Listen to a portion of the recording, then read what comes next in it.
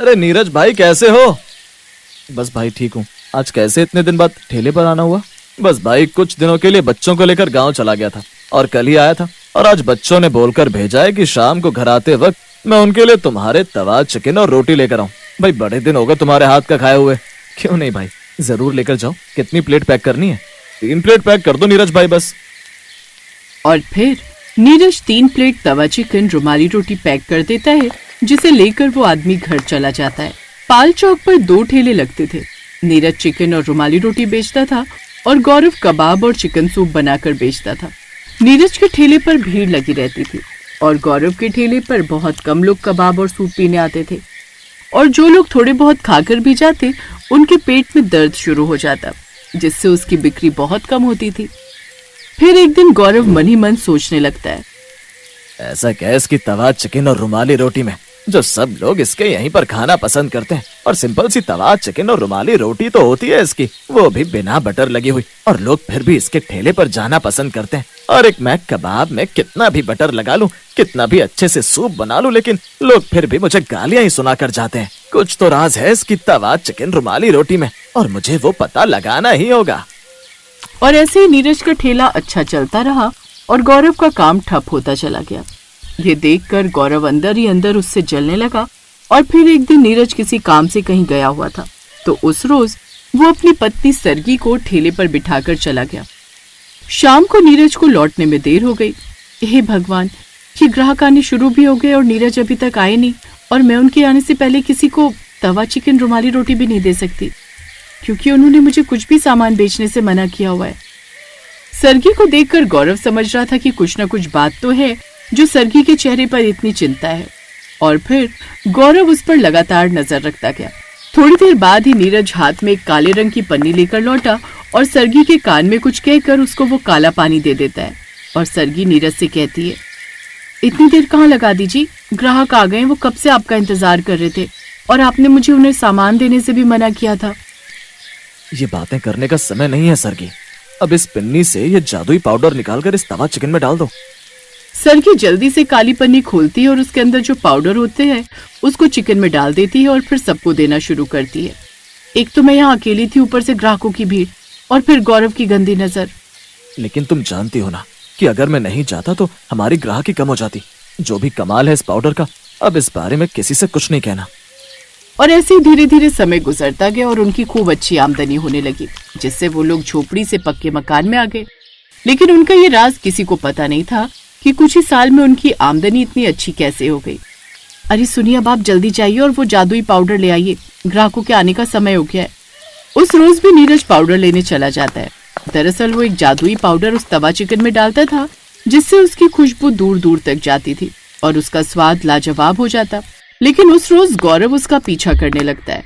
आज तो मैं इसका राज पता लगा कर ही रहूंगा। यही वो समय है जब नीरज रोज कहीं जाता है और फिर लौटकर सरगी के हाथ में कोई काली पन्नी लाकर देता है। फिर गौरव नीरज का पीछा करता हुआ उसके पीछे पीछे चल पड़ता है, पर नीरज गौरव के हाथ नहीं आ पाता और नीरज गौरव से काफी आगे निकल जाता है, जिससे गौरव थक कर बीच रास्ते में ही अपने ठेले पर आकर खड़ा हो जाता है। कुछ देर बाद नीरज फिर एक काली पन्नी लेकर आता है और सरगी को तवा चिकन में जादुई पाउडर डालने को कहता है। लेकिन दूर खड़ा गौरव उस रोज ये सब देख लेता है। अच्छा तो ये बात है, अब तो रात में इसका ये जादुई पाउडर चुरा कर ही रहूंगा। सरगी को वो पाउडर छुपाते हुए गौरव देख लेता है और मौका मिलते ही वो ये पाउडर चुरा लेता है। और अगले दिन वो अपने कबाब और सूप में वो जादुई पाउडर मिलाकर लाता है और मन ही मन बड़ा खुश होता है। आज देखता हूँ कैसे मेरे कबाब नहीं बिकते। आज तो सारे के सारे कबाब और सूप बेच कर रहूंगा। लेकिन गौरव के कबाब में जादुई पाउडर डालने से भी ऐसा कोई जादू नहीं हुआ जिससे उसके ठेले पर ग्राहक आए और उसकी बिक्री हो। 2-4 ग्राहक आए भी तो वो भी नाराज हो गए। अरे ये क्या, तेरे कबाब खाती मेरे मुंह में झाग कैसे निकलने लगा? अरे ये तो सब बेकार है। छी, कितना बेस्वाद है, कितना बेकार है ये तो। मैं तो कहता हूँ मारो इसे, अरे मारो, न जाने क्या मिलाकर हमें खिला रहा है ये। अब गौरव बुरी तरह से डर गया। ग्राहक उसे चप्पलों से मारने लगे। मुझे छोड़ो, नहीं, छोड़ो मुझे, छोड़ो। अब उसका ठेला हमेशा के लिए बंद हो गया और गौरव को अब और भी ज्यादा गुस्सा आने लगा नीरज पर। एक दिन वो नीरज के घर जाता है। अरे भाई नीरज, एक बात तो बता यार, ऐसा क्या मिलाता है तू अपने तवा चिकन रुमाली रोटी में जो लोग मेरे ठेले पर नहीं आते? तेरे ही ठेले पर आते हैं, और मैं कितना भी अच्छे कबाब बना लूं तब भी लोग मुझे खरी खोटी ही सुनाकर चले जाते हैं। कौन सा काला जादू करता है तू जो लोग तेरे ही ठेले पर आते हैं? मेरा तो काम धंधा सब बंद हो गया, मुझ पर तो पैसे का अकाल पड़ गया। मेरे बीवी बच्चों के तो भूख के मारे मरने की नौबत आ गई रे। जो पैसे थे वो सब खत्म हो गए। जी तो चाह रहा है अपने परिवार के साथ कूद कर आत्महत्या कर लूं। अरे नहीं नहीं, ऐसा मत बोल गौरव भाई। अरे ये तो अपने अपने हाथों का स्वाद है। अब लोगों को मेरे हाथों का स्वाद अच्छा लगता है तो बस वही बात है। और ये मरने वाली बातें मत करो। सरगी, इसको अंदर से कुछ पैसे लाकर दे दो, ये राशन भरवा लेगा। और हाँ, तुम भी थोड़ी और मेहनत करो, क्या पता तुम्हारा काम धंधा भी अच्छा चल पड़े। लेकिन आपने तो कोई जादू के बारे में कहा ना, कोई जादू नहीं है, तुम बेकार की बहस मत करो। और इतना सुनकर गौरव अपने घर आ जाता है और फिर मन ही मन कहता है, कोई ना कोई तो जादू है इस नीरज के पास, लेकिन ये अब भी मुझे कुछ नहीं बता रहा। ये रोज कहीं ना कहीं पर जाता है, लेकिन कुछ दूर जंगल में जाने के बाद न जाने कहाँ ओझल हो जाता है और फिर काली पिन्नी लेकर आता है। लेकिन जब मैंने वो जादुई पाउडर डाला था तब तो मेरे कबाब और भी बेकार हो गए थे।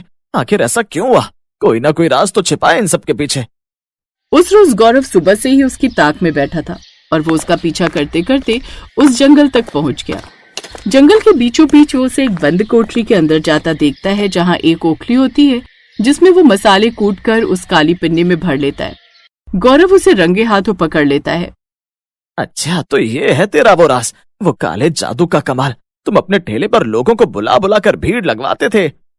नीरज गौरव को वहां देखकर भयभीत हो गया और गौरव से बोला, अरे गौरव, तुम यहाँ कैसे? मैं तो बस ऐसे ही आया था। मैं बहुत दिनों से तुम्हारे इस राज को जानने के चक्कर में था। एक बार तो पीछा भी किया था, पर उस दिन तो तुम बच गए, पर आज नहीं बचोगे। आज सच बताना ही पड़ेगा तुमको। अब बस भी करो, कितना छुपाओगे? इस राज को मुझे भी बताओ। अब ऐसा क्या है इस ओखली में जो तुम यहाँ आकर मसाले कूट रहे हो? ओखली तो तुम्हारे घर भी है। ज्यादा पूछने पर नीरज उस ओखली के राज को गौरव को बता देता है। ये घर एक बूढ़ी अम्मा का था और उनको तवा चिकन रुमाली रोटी बहुत पसंद थी। वो अक्सर मेरे ठेले पर खाने आती थी, पर एक दिन उनकी मौत हो गई और मरते समय उन्होंने मुझे ये आशीर्वाद दिया, जब तू मेरी ओखली में अपना तवा चिकन रुमाली रोटी के लिए मसाले कूट कर ले जाएगा, तब से तेरा ठेला बहुत अच्छा चलेगा और तेरे ठेले पर ग्राहकों की भीड़ ही भीड़ रहेगी और एक दिन तू इतना अमीर बन जाएगा कि अपनी खुद की दुकान खोल लेगा। बस यही सच था। मैं यहाँ डेली मसाला कूट कर ले जाता हूँ और जाकर तवा चिकन रुमाली रोटी में डाल देता हूँ, जिससे मेरी बिक्री बहुत अच्छी होती है और मेरा तवा चिकन रुमाली रोटी का टेस्ट दोगुना हो जाता है। बस यही अम्मा का जादू है। पर एक दिन जब तुम मसाला लेकर आए थे तो कुछ बचा हुआ मसाला मैं चुरा कर ले गया था और अपने कबाब में डाल दिया था, पर लोगों ने फिर भी मुझे खरी खोटी सुनाई और मारा भी। तभी से मेरा ठेला ही बंद हो गया। थोड़ी देर बाद उस कोठरी में रखी ओखली में से एक हंसती हुई बूढ़ी औरत की आवाज आई। अरे क्या हुआ गौरव, तेरे कबाब का टेस्ट नहीं बढ़ा था क्या? पता है क्यों?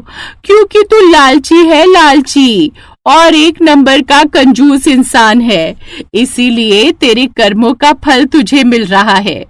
तूने कभी भी भूखे को खाना नहीं खिलाया और हमेशा उनको डांट कर भगा दिया करता था। और एक दिन मैं भी तेरी दुकान पर आई थी, जिसे तूने डांट कर भगा दिया था, और नीरज ने मुझे चिकन रुमाली रोटी खिलाई थी और उस समय मैं तुम्हें श्राप देकर चली गई थी और नीरज को आशीर्वाद देकर। बस यही बात है कि तुम्हें तुम्हारे कर्मों का फल मिल रहा है और नीरज को उसके कर्मों का फल मिला। ये कहने के बाद फिर वो बूढ़ी अम्मा एकदम से गायब हो गई। गौरव को अपनी गलती का पछतावा हुआ। उसने नीरज से माफी मांगी और नीरज ने उसे अपने साथ काम पर रख लिया। अब गौरव कभी उससे ईर्ष्या नहीं करता। नीरज का काम और भी अच्छा चलने लगा।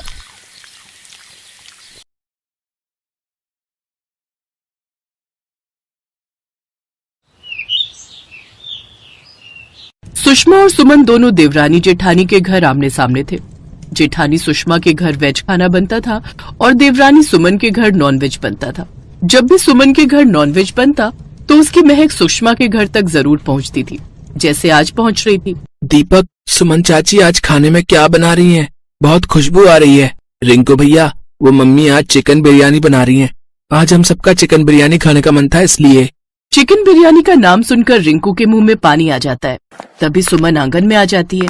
चाची जी, आपने चिकन बिरयानी बनाई है? हाँ, बस बना कर ही आई हूँ, खाओगे? पर मम्मी ने तो राजमा चावल बनाए हैं। छोड़ो ना, राजमा चावल तो हम रोज ही खाते रहते हैं। हाँ चाची, मैं बस अभी हाथ मुंह धोकर आता हूँ। चाची, मैं भी आ जाऊँ? हाँ हाँ, क्यों नहीं, तुम भी आ जाओ। मैंने बहुत सारी चिकन बिरयानी बनाई है, सब मिलकर खाएंगे।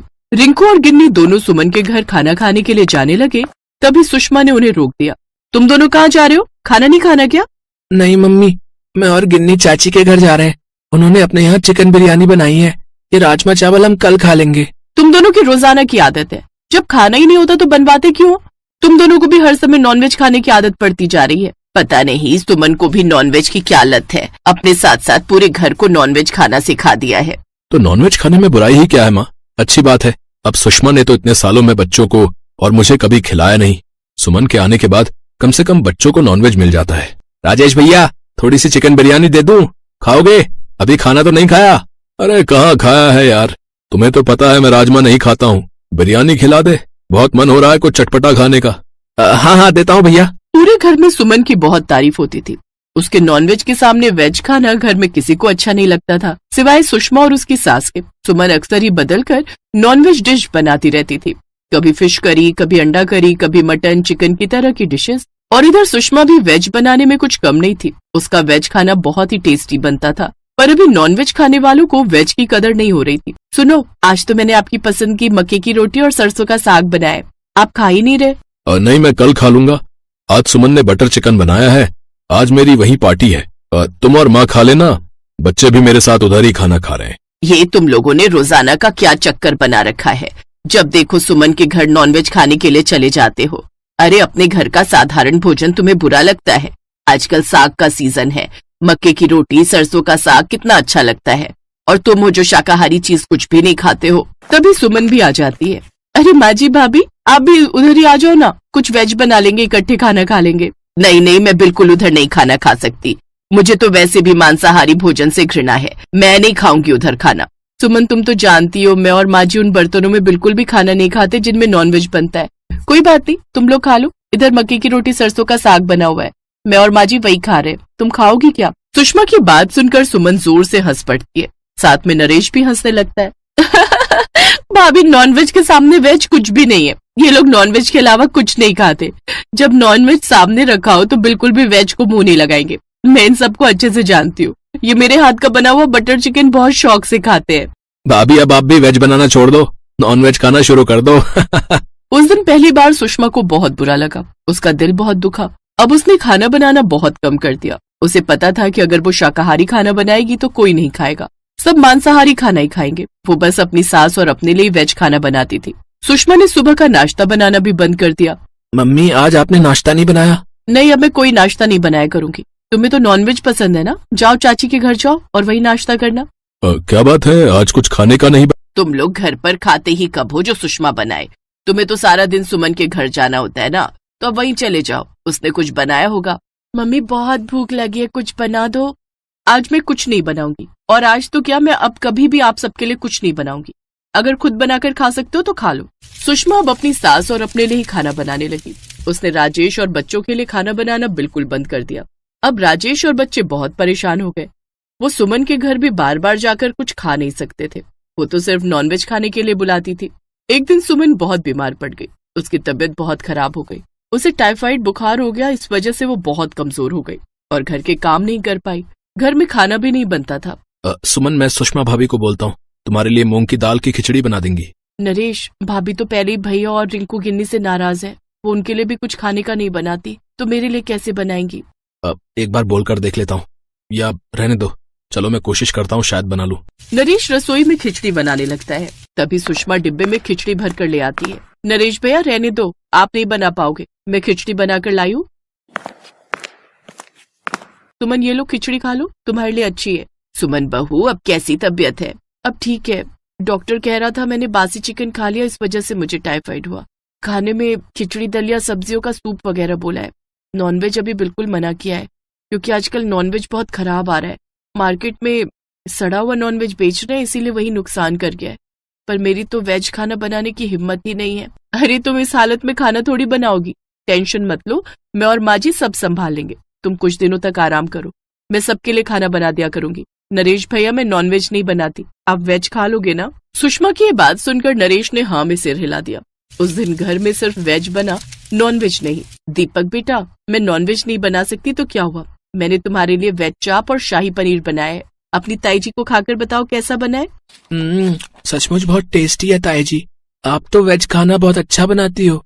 ये तो नॉन वेज से भी अच्छा है। तो और क्या, वेज खाना नॉन वेज खाने से बढ़िया ही बनता है। कुछ समय बाद सुमन ठीक हो गई। मैं सोच रही हूँ अब नॉन वेज खाना बंद कर देते हैं। पता नहीं जब से वेज खाना शुरू किया है नॉन वेज खाने का मन ही नहीं करता। हाँ तो जबरदस्ती थोड़ी है, हम भी नहीं खाएंगे, हम भी वेज ही खाया करेंगे। तुम भी अब वेज खाना बनाया करना सुषमा भाभी की तरह। उस दिन के बाद सुमन के घर में नॉनवेज बनना बंद हो गया। अब वो भी सुषमा की तरह वेज खाना बनाती थी। माँ जी, भाभी, आज तो आप मेरे घर में खाना खा सकते हो ना? अब मेरे घर में नॉनवेज नहीं बनता। हाँ हाँ, अब तो मैं जरूर खाऊंगी अपनी छोटी बहू के हाथ का खाना। मैं भी अपनी देवरानी के हाथ का खाना जरूर खाऊंगी। मुझे खुशी है कि तुमने नॉनवेज खाना छोड़ दिया। अब दोनों तरफ जो भी बनेगा हम एक दूसरे को खाने के लिए जरूर देंगे। सुमन को भी बहुत अच्छा महसूस हो रहा था। उसे लगता था कि वो नॉनवेज के बिना रह ही नहीं सकती, पर ऐसा कुछ नहीं था।